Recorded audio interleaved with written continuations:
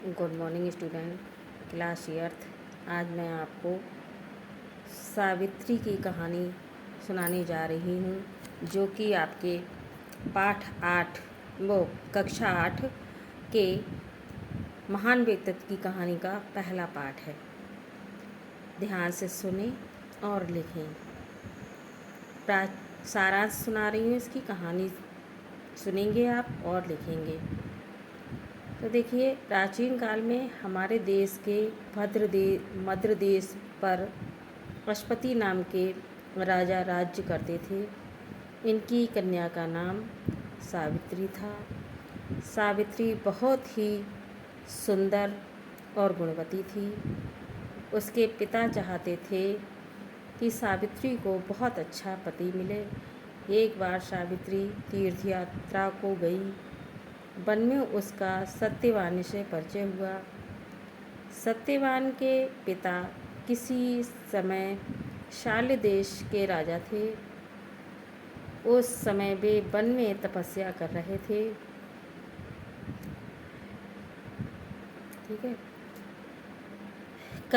दूसरे दिन सावित्री अपने पिता से सत्यवान से विवाह करने की अनुमति मांगी।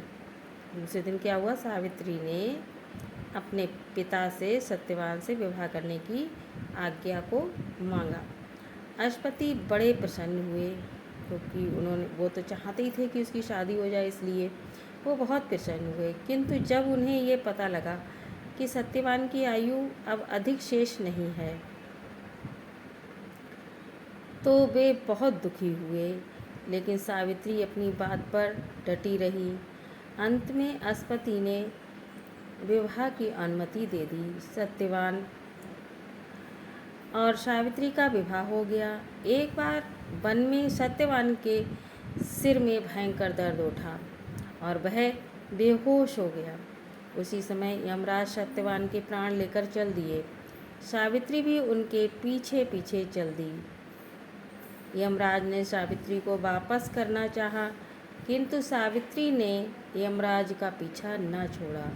यमराज ने सावित्री को अनेक वरदान भी दिए, किंतु सावित्री भी यमराज के पीछे पीछे चलती रही। यमराज ने सावित्री को फिर समझाया और उससे एक और वरदान मांगने को कहा। सावित्री ने कहा, यदि आप प्रसन्न हैं तो मुझे ये वरदान दीजिए कि मैं पुत्रवती हो जाऊं।